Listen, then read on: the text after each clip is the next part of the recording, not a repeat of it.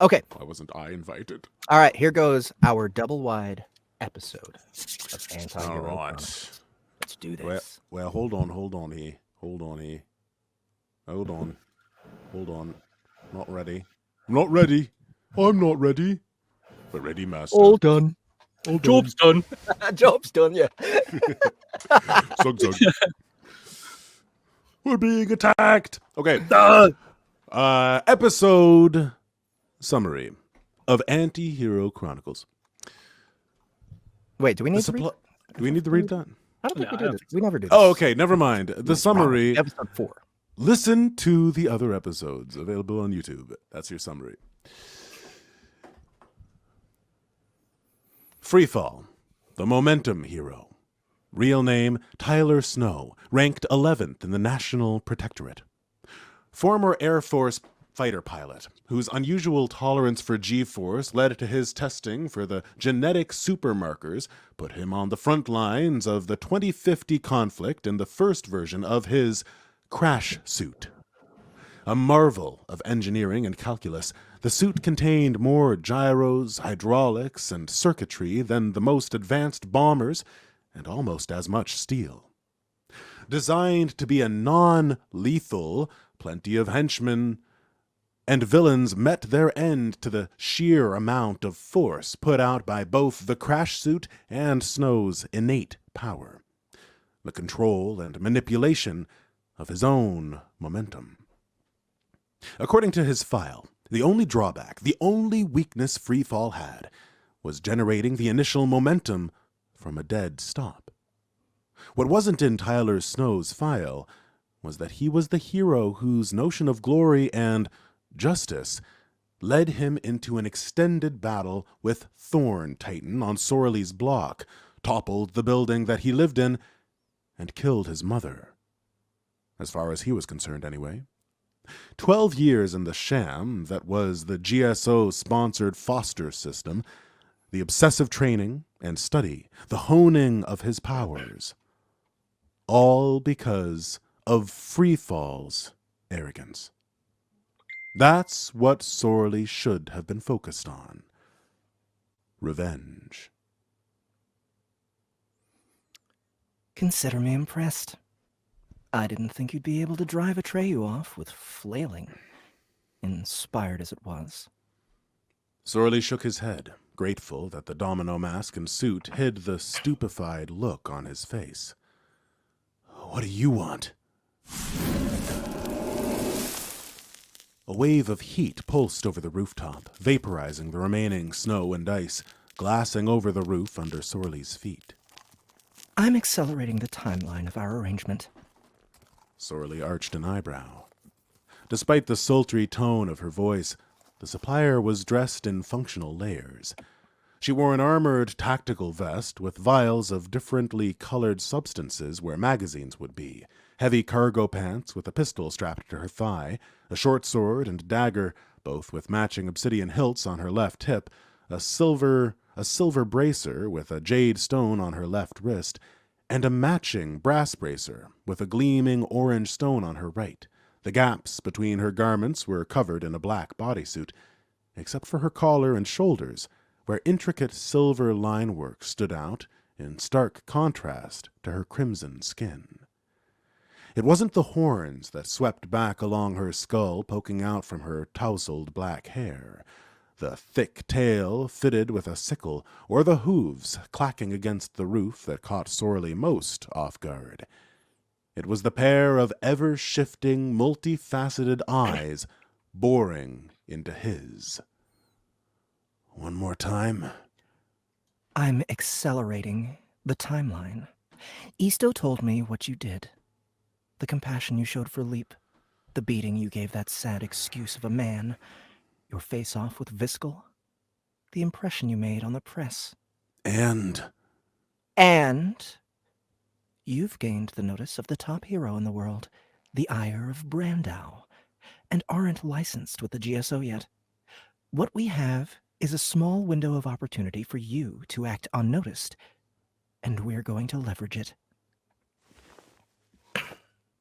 the supplier drew 2 vials from her vest, stepped, almost almost uncomfortably close, and offered them to Sorley. One of the vials looked to have the same concoction he'd taken just the day before, and the other was filled with a liquid that seemed to shift between a pastel green and a pearlescent yellow. I haven't adjusted to my new powers yet.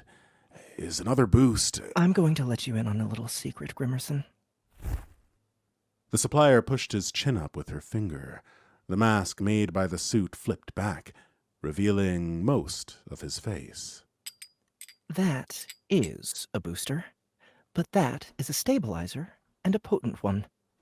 You're going to drink them both. Right here, right now.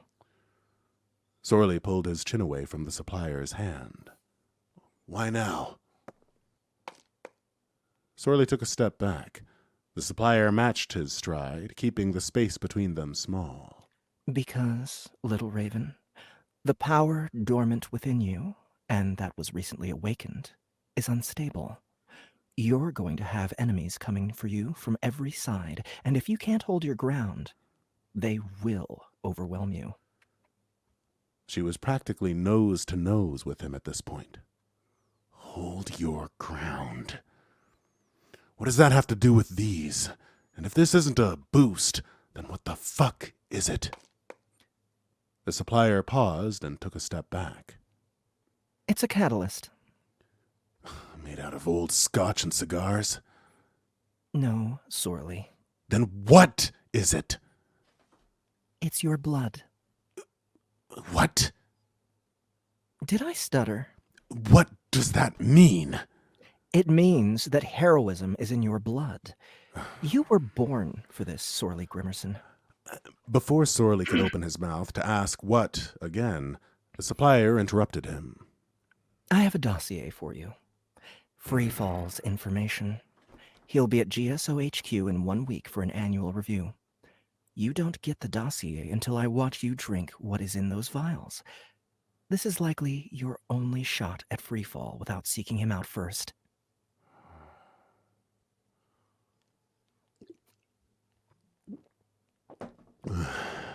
Without a second thought, Sorley slammed back the vial of blood, then the stabilizer. It was the same stale bourbon with a full cigar's worth of ash taste, but the stabilizer was something else. It was almost like some sort of fruit extract and filtered water that cleansed away the entirety of the awfulness that preceded it. So, how do you feel? Sorley measured his response. He didn't feel any different. I feel fine. The words caught in his throat as his heart slammed rapidly and repeatedly into his ribcage. His veins were on fire, his vision was shrouded by non-existent smoke, and the sound of roaring flames filled his ears. You are my vessel. Sorley couldn't tell whose it was, if it was a man or a woman, someone he knew, or a stranger. But it felt familiar. I am. You are the one born crest of the raven, blessed by the Morgan, and whose justice is spurred by revenge. I guess. Receive my blessing. Inherit my name. Sorley's vision spun into darkness as a single word echoed in his head. Vidar.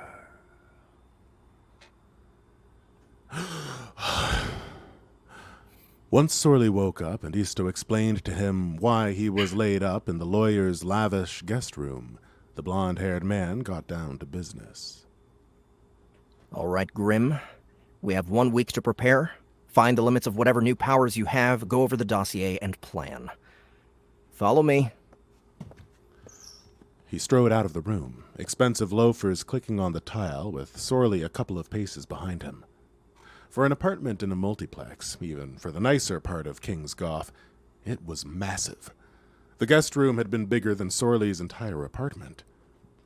Normally, he would have scoped the place out, tried to figure out what he could about Isto by observing the knickknacks and keepsakes in the space as he observed them. It was all noise. A front to throw off anyone who actually knew anything about Isto Raita. Sorley didn't know much, but he knew enough that luxury cars and magazines about the latest trends in interior design didn't fit. Where are we going?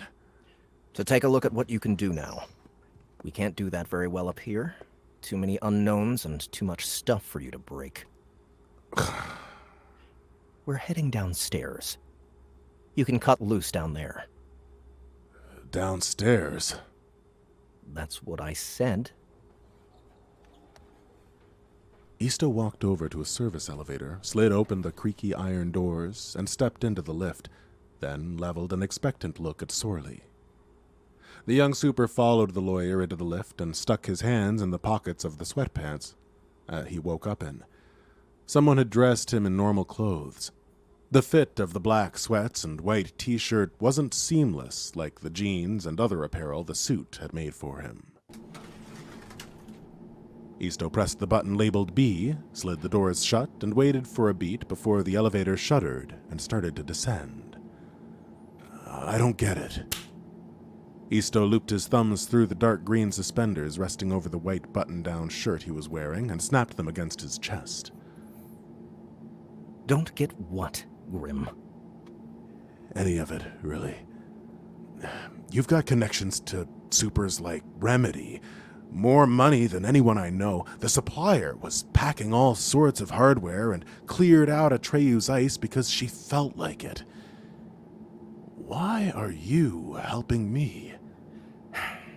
This is the part where I'm supposed to ask you if you want the truth or some flowery bullshit, right? We're not helping you. We're helping ourselves through you. That sounds an awful lot like we're using you to me. Look, Grim, there are just some things that you shouldn't do on your own. Like the lawsuit, right? You have some basic semblance of the law from the street-level test, but you're not suited to sit in a courtroom.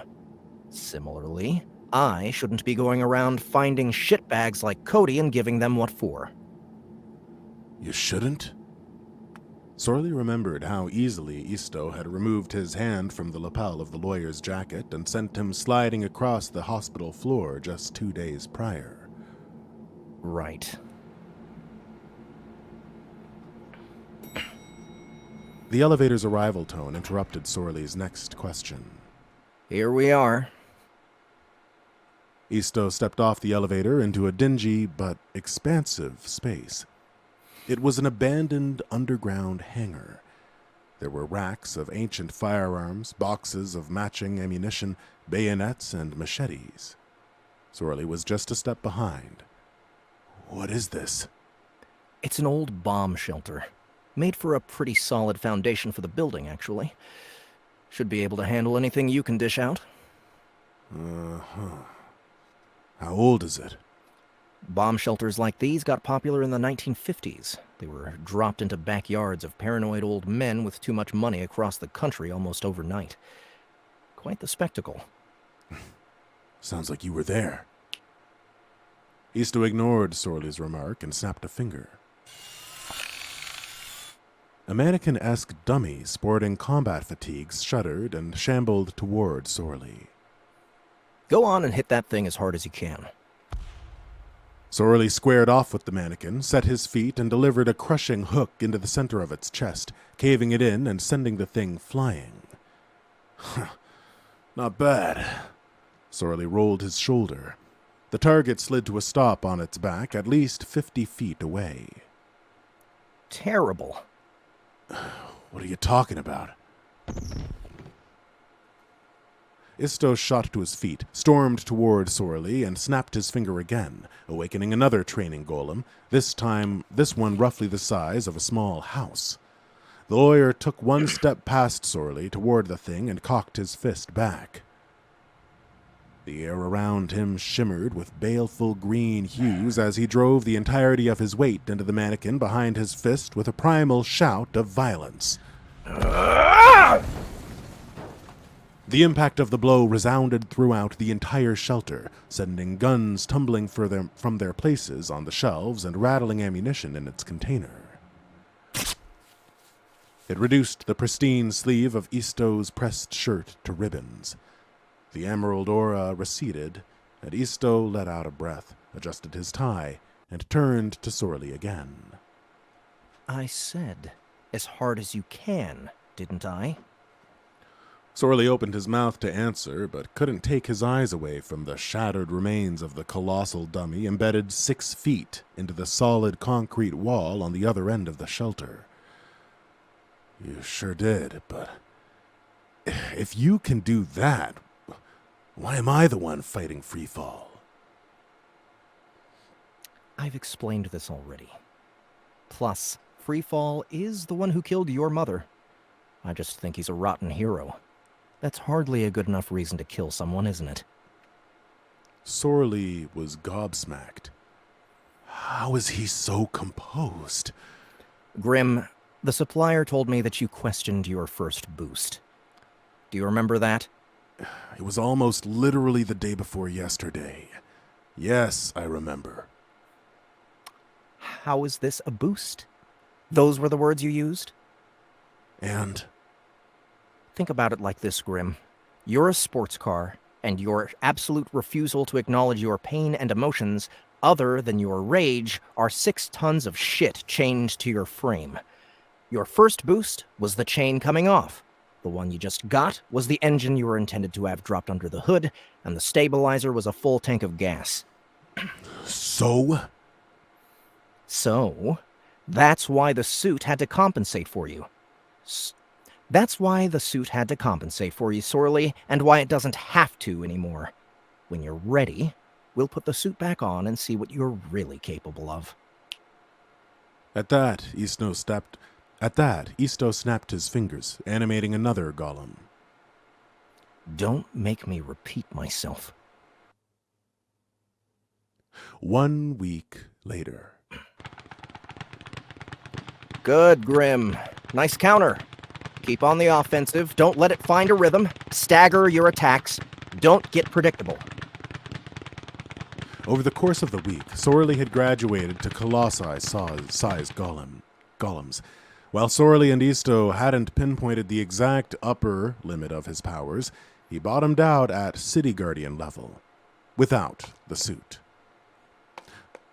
The smell of smoke and briar roses preceded a singular clop of a hoof on the concrete floor. Don't go distracting him. Watch the left! The young hero's senses were sharp. While he may not have caught the smell, his footing had faltered at the sound of the supplier's distant approach. How's he doing? I think he's ready. The world is going to see the real Grim Raven today. I think he's the one, Mal. I really do. What makes you think that, Isto? He doesn't care about the rankings, the ratings, publicity, any of the bullshit that made heroes a commodity. For him, it's about doing the right thing, not the lawful or legally correct thing. That, with the potential you've so carefully unlocked, should be enough to see it all through. Is that pride I hear, Isto Raita? It just might be. Still a big softy underneath the sarcasm and nonchalance. Certainly not. But will he have the fortitude to see it through? That we'll have to see. Why do you keep calling it the Montoya method? This is just me starting a fight? Sorley shouted, "Oh." Let me start that again. Why do you keep calling it the Montoya method? This is just me starting a fight? Sorley shouted for what had to be been the 3rd time. Because there are steps, Grim. Now listen this time. Fine. Step 1, polite greeting. Go. Hello. Step 2, name. My name is Sorley Grimmerson. Step 3, relevant personal link. You killed my mother. Step 4, Manage expectations. I'm gonna kick your teeth in! See? That wasn't so hard, was it? So that's the whole plan? I introduce myself to Freefall, threaten him, then what? Then you make good on the threat and beat him to death. That way, it's a promise. And I'm just supposed to do this at GSO HQ in front of Viscol and who knows how many other supers? I know how it sounds. It sounds like suicide. Do you have that little confidence in yourself? What? You heard me, Grim. We've been training for almost a week straight. Your powers are developing ahead of projections, and you want this fight, right? Do you think I would have wasted my time here with you if we thought you'd lose? We? Who's we? You and the supplier? You two are more powerful than I am. Why is it me doing this and not you? This again? For fuck's sake, Grim, follow the plan. Kill Freefall, get out alive, and then the supplier and I will sit down with you and explain everything, okay? You haven't even told me the plan! Isto rolled his eyes and exhaled sharply, his Viridian aura flaring for the briefest of moments. The plan is simple. You go to the award ceremony post-review, approach Freefall, employ the Montoya method, take it outside if you can, kill the bastard, and leave. I meant the grand plan. But fine. I have 2 more questions. It's pretty straightforward. Not about the plan, I get that. It's something else. What is it, Grim? Who's the Morrigan? And what does Vidar mean? Where did you hear those names? When I got the last boost, there was a voice somewhere that said them. What did the voice say exactly, Sorley? Isto hadn't referred to Sorley by name since he'd decided on his superhero title. It said I was the one born under the crest of the Raven, blessed by the Morrigan, and whose justice is spurred by vengeance. Then it said something about receiving its blessing and inheriting its name. That's when I heard Vidar. Isto had started pacing back and forth as Sorley explained, nodding along all the while. I know your mom passed when you were little. What do you know about your father, Sorley? Not much. Why? And your mother? She didn't have superpowers? I imagine if she did, she wouldn't have died when she did. Why? That's curious. She could have been a carrier. Had recessive traits. Will you stop muttering and explain what the fuck is going on? We'll put this on the table for the little meeting after you pull this off. Now suit up. You've got places to be.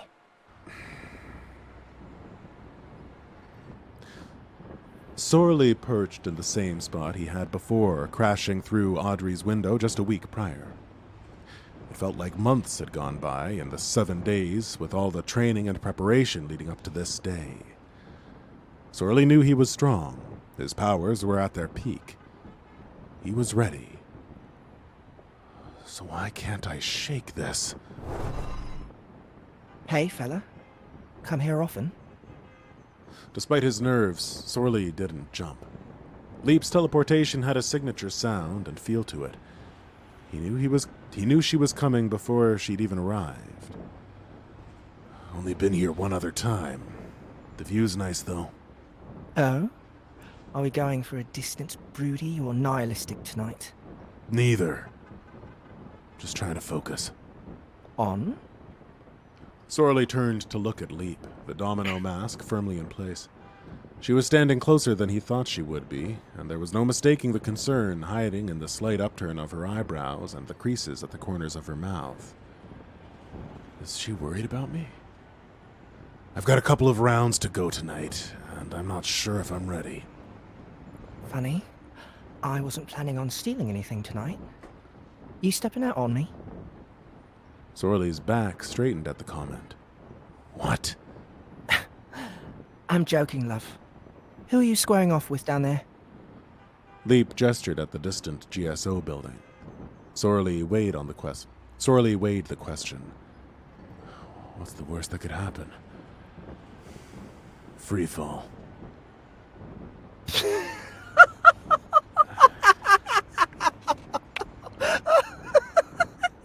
That's a good one, Grim. How about the real answer now? That is the real answer. The severity of his tone cut Leap's laugh short.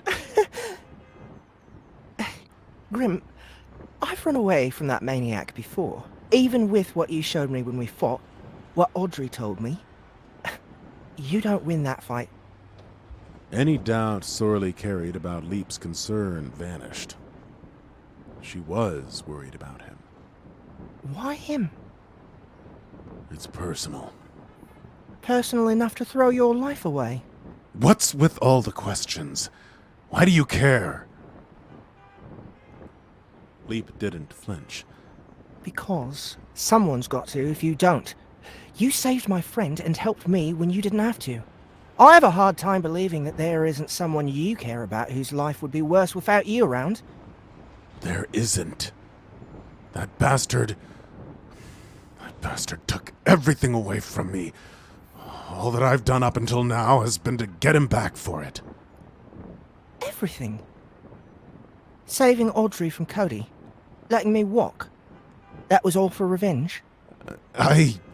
Because that would be a whole lot of coincidence, Grim Raven. Too much, I think. I tell you what, love. I'll keep an eye on the festivities, and if that bloke looks like he's going to kill you, I'll get you out. Then you can explain how saving a couple of damsels in distress got you to your vengeance. Deal? Fine. Thanks. Sorley resisted the urge to take a step back as Leap drew closer. She planted a kiss on his cheek and teleported. Sorley heard her exit down in Audrey's apartment and shook his head. Definitely something to follow up on later. Sorley launched off the multiplex and rocketed into the sky, through the layer of smoke and clouds that obfuscated the stars. His powers had evolved significantly in a short time, but flight was not among his suite.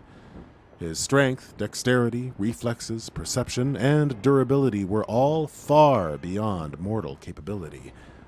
But he had nothing like Atreyu's elemental control, Leap's teleportation, Panzer's astounding command over projectiles, or whatever the fuck Istozora let him do. It would have to be enough.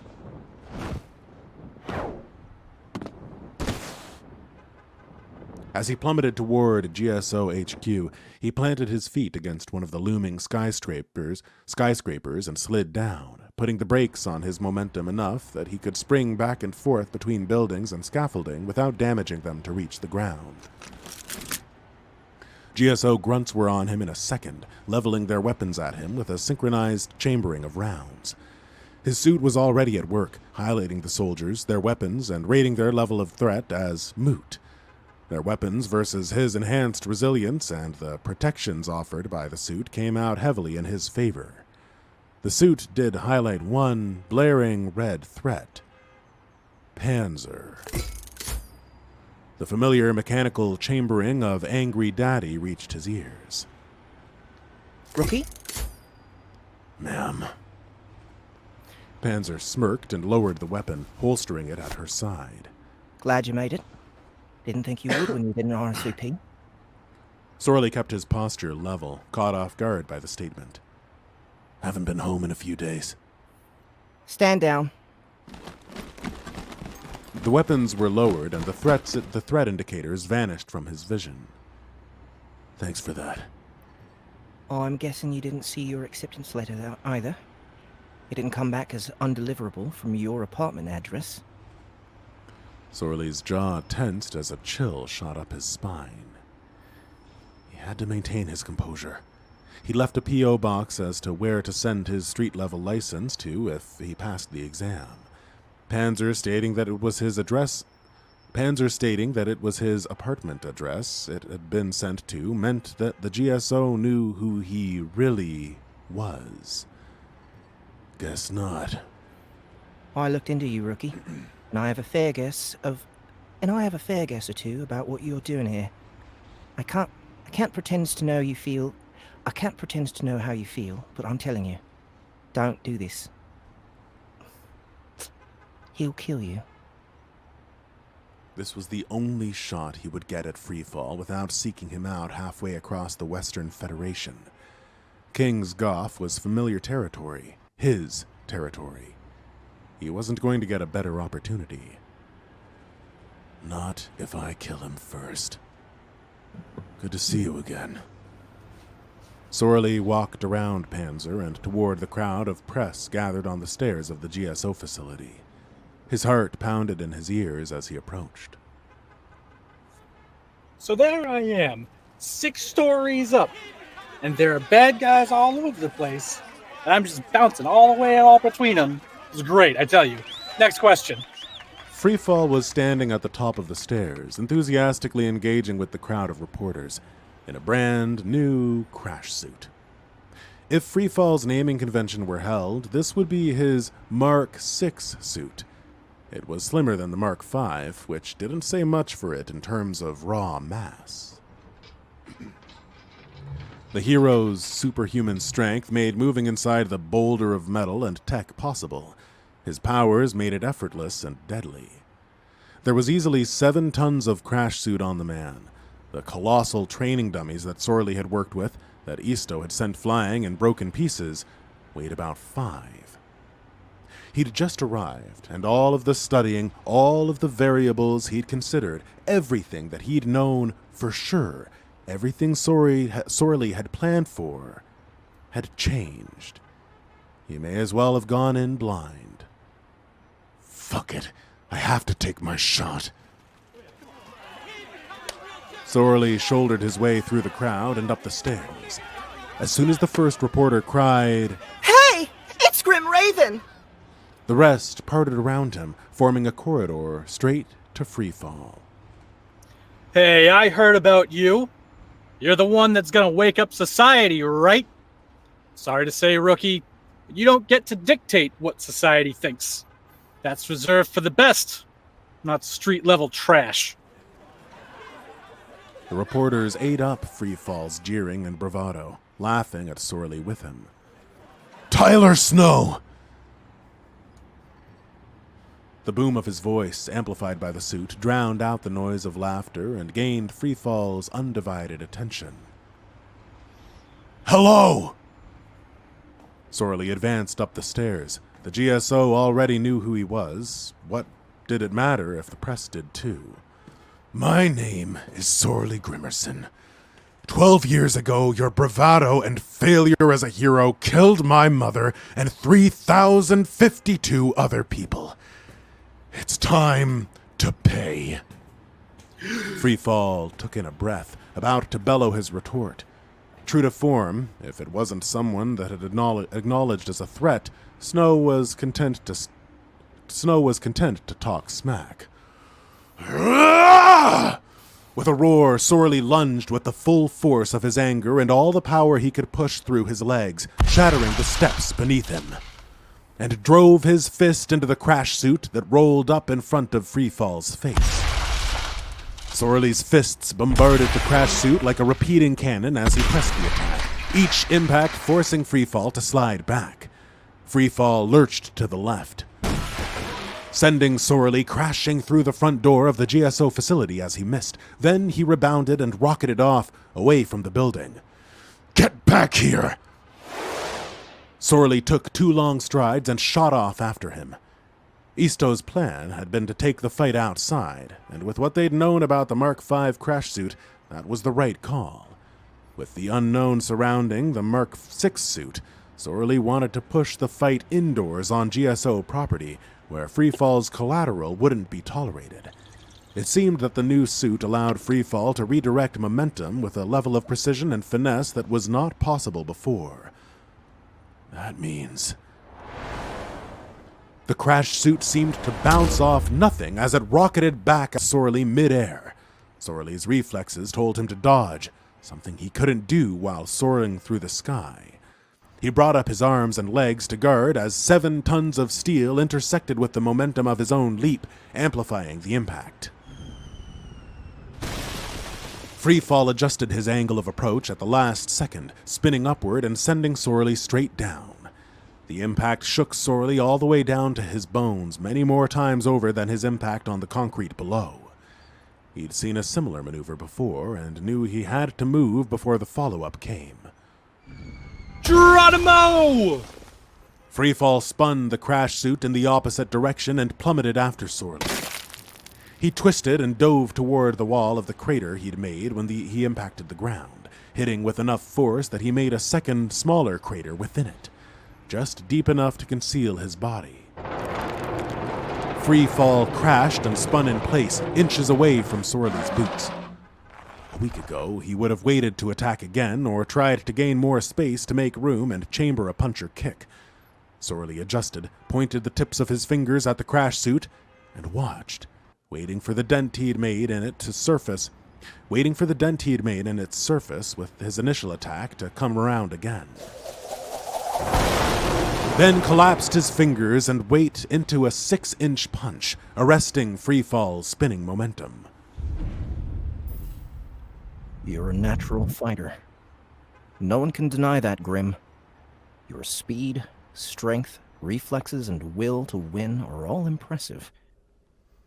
Why do I feel like there's a but coming? But you've never had formal training, and it shows. Your movements are too obvious. You need too much room to generate power behind your strikes, and that's not always going to be an option. A trained fighter will see that and use it to pick you apart. Can you get to the point already? Freefall is here in 5 days. We're going to fix that. How? Tell me, Grim, have you ever heard of Bruce Lee? What the fuck? Sorley unfurled his fist, laid his fingertips against the metal of the crash suit, and collapsed into another punch, this time sending out a spider web of cracks in a foot circling the point of impact. Crash suit hull integrity compromised. Yeah, no shit! The crash course in the way of the intercepting fist was paying off. Sorley felt the crash suit shifting under his fist, trying to spin up the momentum generating gyros contained inside. He adjusted, planting both feet firmly in the recently made cracks and anchoring his back against the cement. Sorley rained blow after blow down on the center of the dent he'd made in the suit, each strike within a half-inch of the prior. Let go! The gyros whined with high effort against the pressure of Sorley's legs.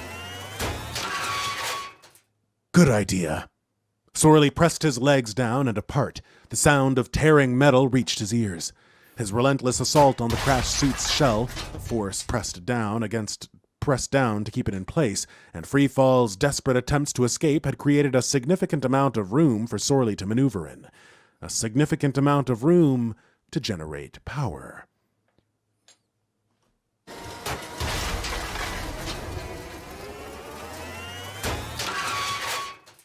Sorley raised both hands over his head, fists clenched, and slammed down on the suit with everything he had. The crash suit split open like an overripe melon. Eject sequence initiated. Tyler Snow rocketed past Sorley and drove a heavy iron boot under his jaw, sending him through the concrete and ejecting him through it onto the street. Sorley's vision exploded with sparks against a black backdrop, and he tasted copper in his mouth. Round 2, rookie. Before Sorley could shake the fog from his vision, the sound of turbines and flames sprouting from the engines reached him. The heat and pressure in the air, coupled with the sounds of the engines drawing closer, indicated that freefall ejecting was not a sign of his retreat. On instinct, Sorley rolled to the right. The same metal boot colliding with his gut sent him sprawling, made him retch, and forced his eyes open. Freefall stood in a casual boxing stance, 30 feet away, bouncing toe-to-toe aloft on blue flames sprouting from the boots of his gleaming power armor. This definitely wasn't in the plan. No villain had ever forced Freefall out of his crash suit, and the file he'd gotten from the supplier said nothing about what he was looking at either. Sorley struggled to his feet and brought his hands up just in time to intercept another blow from Freefall's rocket boots. He managed to stay on his feet this time, but it felt like someone taking a sledgehammer right straight down on his bones. 12 years ago, huh? I think I remember what you were talking about. The shitty little neighborhood where I fought Thorn Titan? Now that was a fight. And I tell you, it's like no other fight that I've ever had. Sorley's arms wouldn't rise above his waist. He'd have to dodge the next attack. Except there wasn't one. Not immediately. Freefall was monologuing. He had been for at least 10 seconds now. And because I'm going to make you a bloody, chunky smear on the pavement in just a minute, I'm going to let you in on a little secret, Sorley Grimerson. Classic villain bullshit. Sorley's blood ran cold. Thorn Titan and I, well, we're old buddies. No one ever really wondered why I couldn't stop or catch him 100% of the time. You see, one hand washes the other. Thorn presents as one of the most dangerous villains in the country. I beat him up every once in a while and call him my nemesis. Get filthy rich and famous. He gets away sometimes and cuts me in on a percentage of the take. Your little neighborhood, collateral. Sorley ground his teeth as his heart rate picked up. All of those people that died, more like an investment. When I brought Thorn Titan in, I hit single digits in the National Protectorate. The bounty on him could have rebuilt that shit heap twice over. Sorley couldn't hear the gloating over the sounds of his own ragged breathing and his heart pounding in his ears.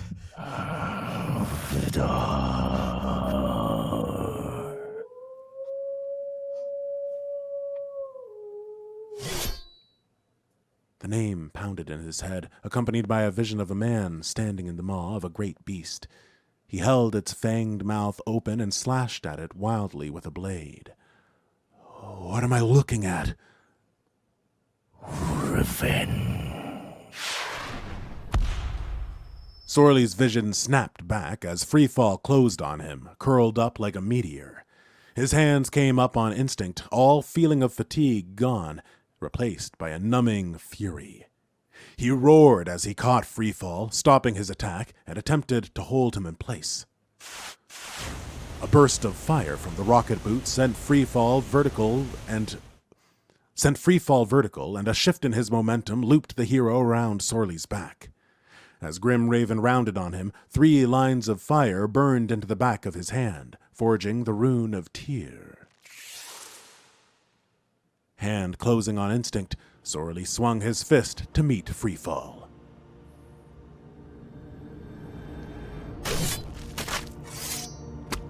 His eyes went wide when a blade made of burning feathers cleaved through both the power armor and Tyler Snow, leaving the hero in 2 even halves on the pavement.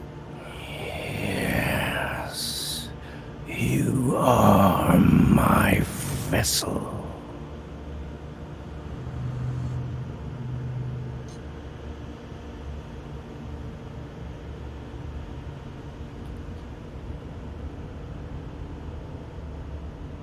Will Sorley survive the incoming heroes?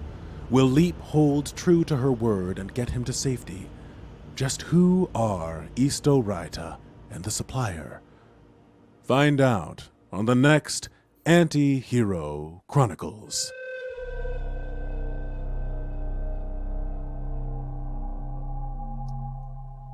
Rock. Hey. That was fucking hardcore, man. Thank you. Sick.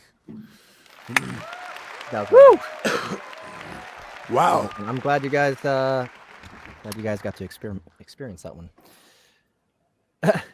Totally be a warlock. 100%. So yeah, that was intense. We got I mean, that guy's dead, right? Oh yeah, he's Oh, just 100%. Super dead. Super dead. It's kind of hard to tell in superhero stuff, but Yeah. Well, pretty for sure. Tyler Snow, being cut in half is splat and no more. He's not coming back from that one.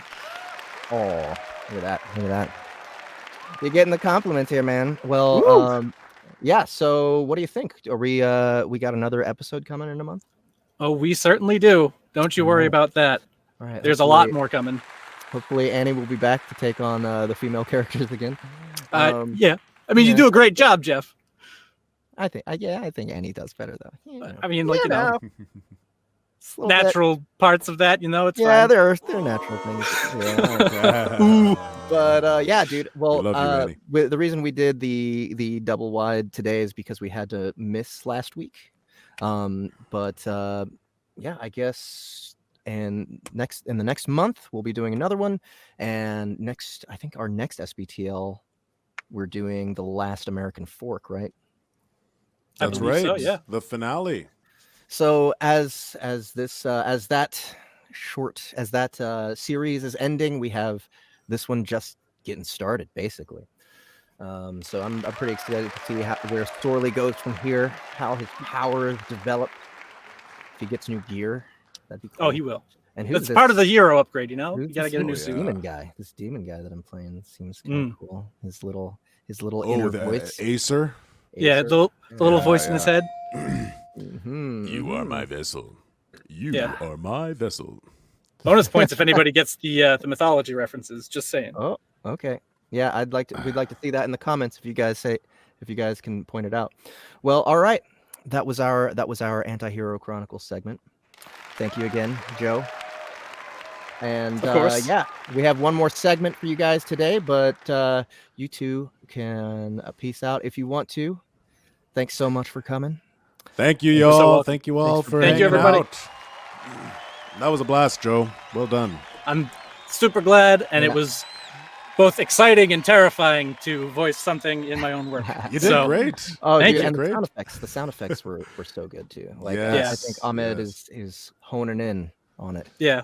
Ahmed and I, Oh, we yeah. spent a pretty significant amount of time. I think we met 3 times to put all Oh. the sounds together for that. Okay, good. Perfect. Yeah. It was All right. Well, was great. hell yeah. All right. Well, All right. thanks, guys. You guys have a good one. And we have one more segment from the SBTL Classic Poll. So